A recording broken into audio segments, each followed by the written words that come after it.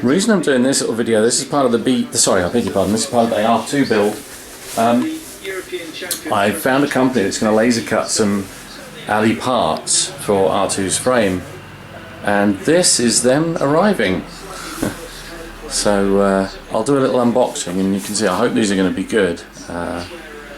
Basically it allows me to replace some of this wooden frame with an aluminium frame.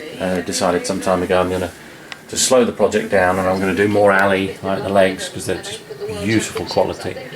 The ones I built weren't too bad, but alley would be better. But there we go. So this is them arriving. I'll be back in a minute. Okay, for any of you that are looking into the droid building, this is the, hopefully these are going to look like parts of the Jag version 5 frame. And it's all been laser. Oh, look at that.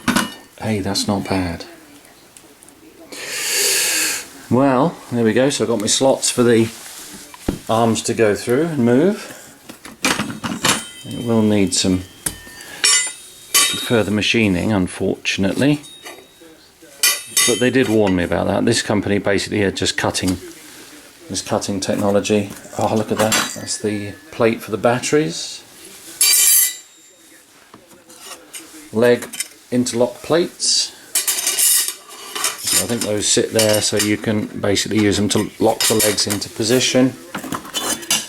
Speaker plate.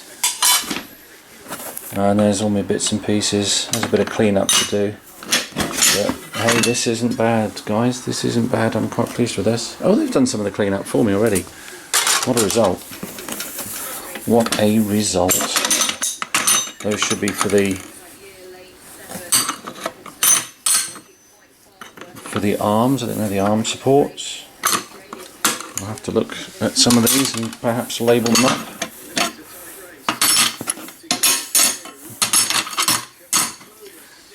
There's going to be lots of work to do. That's the foot plate support at the bottom,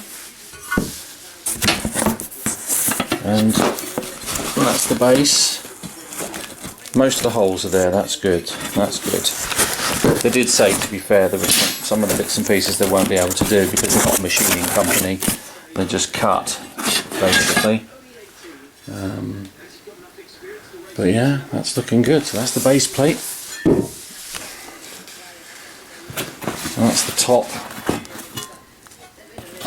Not sure what that is. I dare say we'll find out soon enough.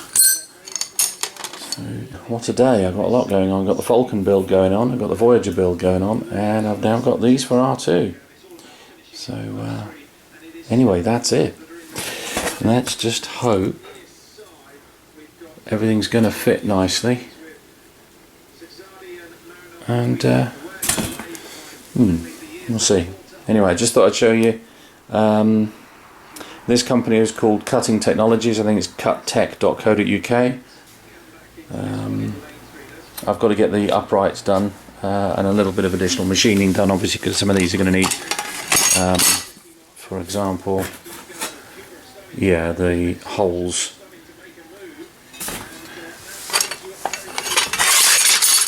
The holes on there, whoops, the holes on there are going to have to go something like that. So, lots of cleaning and polishing to do by the look of it. But I'm quite pleased with that.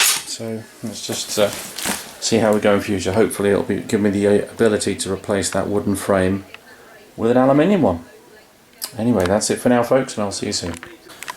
There we go. That's just another little quick look at these parts again. That's obviously the base and the foot support and the battery holder. The two leg supports with the shoulder rotation slots in them. The upper ring and the secondary ring. So yeah, not too bad at all. I've got lots of drilling and tapping and cleaning and polishing and all sorts to do, but I'm hoping this is going to work out less expensive and less hassle than trying to order an aluminium frame in from the States, because, you know, of the cost and also the import tax. The import tax on R2's legs, those two aluminium legs, the import tax alone was £200. That's just import VAT. So hopefully I'm not going to regret this. Okay, here's the parts for R2's new frame. They're covered in oil and muck at the moment, so the first thing I'll do is just give them all a good wash, get all the stuff off them, and then I can look at the drawings and do any additional marking up that needs to be done. These, for example, are going to need some holes. They've got the holes through, but they're going to need the holes in the side as well. Let's make a start. Well, look what we got here. This is all those alley parts laid out, looking a little bit better now they're clean. I'm just going to give them a bit of a jet wash off, and then I can start thinking about deburring, and there's a few more bits and pieces have to be drilled, but yeah, wow. Okay, update time on R2. It's 25th of August 2016. Doing a little bit more work on the frame. This is the wooden frame that I started out with, which has been okay, but I was never completely happy with it. And I found a company who basically, if you send them a drawing, they will supply the material and laser cut it, which is how this came about. This is the aluminium frame that's going to replace it. That's the bottom layer with the battery holder, and this is the top of the chassis. You can see the arm carriers there, and the central vent framework with the speaker plate behind it. And I've just taken one of the side plates out. I'm just doing some work to countersink some screws on the other side of this, which is for a locking plate. Basically, the slots there allow the legs to be moved from two to three leg position, but then if you want to lock it in place, you can with a plate that goes in there. So what I'm doing is I'm just countersinking the outside, because the screws can't protrude because of the way these fit. So that's my little job at the moment. Okay, this is what I'm working on. Basically what I'm doing is where the plans, because they're all US plans, they're all in imperial measurements, they're all quarter by 20 UNC for this, for example. So what I'm doing in the UK, it's not so easy to get hold of the hardware, imperial measurement hardware anyway, so I'm just converting all the quarter UNC to M6 because it's the nearest thing. 6mm opposed to 6.3, so it's very, very close. So I'm now just going to countersink that. I'm very lucky because a friend of mine who doesn't use this pillar drill anymore has very kindly donated it to the cause, which is really handy because I needed to get one. You can't drill very accurately with a hand drill with stuff like this. At least with a pillar drill I can drill proper straight holes and go quite deep into the material without them wandering off course. So a big thank you to a friend of mine, Paul, for that. The company that does all this laser cutting, by the way, I promised them that I would give them a mention, and they are Cutting Technologies, and the website is www.cut-tech.co.uk. Very pleased with what they've done, very quick as well, yeah, really pleased with that. I think I put the drawings in on the Monday and I had them back by the it was less than a week basically. I can't remember the days now, but it was less than a week to get it all back, so very happy with that. So anyway, so I'm going to just countersink those holes, and we'll fit that leg locking plate and see what's next. Hi, quick update on R2. It's, 26th of August 2016. This is how the frame is going together. This is the new frame, which is going to replace the wooden one that I first had. Was never entirely happy with. This is going to be much better. Obviously more expensive, but thanks to the company that I found, Cutting Technologies, I think they're cut-tech.co.uk. They supplied and cut all the aluminium. It's all laser cut, and it wasn't as much as I thought it was going to be. In fact, I think if memory serves, I paid 150 quid for the wooden frame as a sort of flat pack kit, and I got all the aluminium for this cut and supplied for 302, so double the price, but I thought it was going to be 3 or 4 times the price. So yeah, Now that's just for the bits you see here. The upright supports I'm having done separately. They've cost effectively another couple of hundred. So altogether the aluminium frame's about 500 quid. But the alternative was to find one in the US, which would probably be a little bit more, not too much more, but it would have been more money. And then you've got the shipping cost and the customs import VAT as well. So I'm quite pleased I've managed to do this all in the UK. So at the moment I'm just tidying it up a bit. I've got it all basically together, but what I'm doing is there's a couple of places where I've got the screw heads a little bit proud. I'm just trying to neaten them up.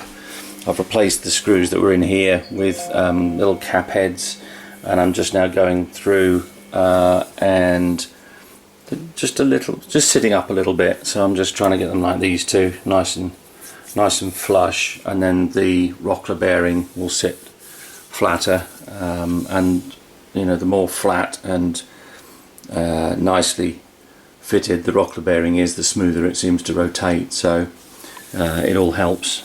So yesterday I started working on the shoulders, and what these shoulders do is the slots allow you to rotate the legs through roughly 38 degrees. So you can go from standing on 2 legs to 3 legs. It also allows an extra couple of degrees. I think it should be 36 degrees, but you've got 38, so you've got a little bit to play with. And on the inside I've bolted on the locking plates. So although you've got on these outer sections it allows the legs to rotate, you can then, if you're not doing the 232 conversion, which I'm not just yet, you can just use those plates to lock it all in place. And then obviously later on you could remove them and do some more work on the 232, and in that way this frame will do either. So so that's my little job this morning. I'm just going to tidy up some of these countersinks and just try and make these heads sit nice and flat. Hi guys, right, update time again on R2. This is basically where we got to at the moment. This is most of the aluminium frame, although it looks a bit short and squat at the moment because the upright supports are missing. So there's the bottom plate should be separated by about 3-4 inches of uprights, which I've just picked up. So I just want to say a big thank you to everyone at R&A Engineering Limited in Aylesbury. They were ever so good, and I thought this would be a little bit of a nuisance, but they were quite happy to do this little job for me, and just a big thank you guys.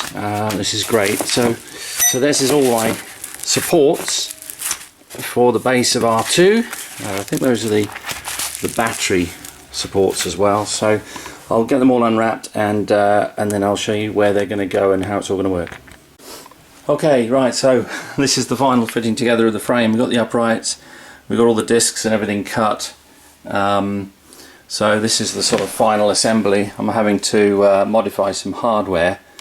So these are going to have to be cut down, and then I'm cutting some studding that's going to, some M6 studding, which is going to join things like this bottom short rod with the top one that we've done over here. So this is all now solid. So the bottom one is then sort of countersunk machine screw from the bottom, and then there's a M6 studding going down inside, and then that's just screwed onto that. So I've just got to do 3 more of those, which gives you an idea how the legs are working. Now I've got the top of the frame off, and this is obviously the arm carriers. So yeah, this is I'm glad I did what I did though, because these are so much nicer finished than I could ever do. And the frame, if your frame is going to be wonky from the start, then it's not going to be a good build. So that's why I've sort of put a bit more effort into getting this bit done. So pretty chuffed so far. As I say, I've got a few mods to do, but I'll show you the progress as we go.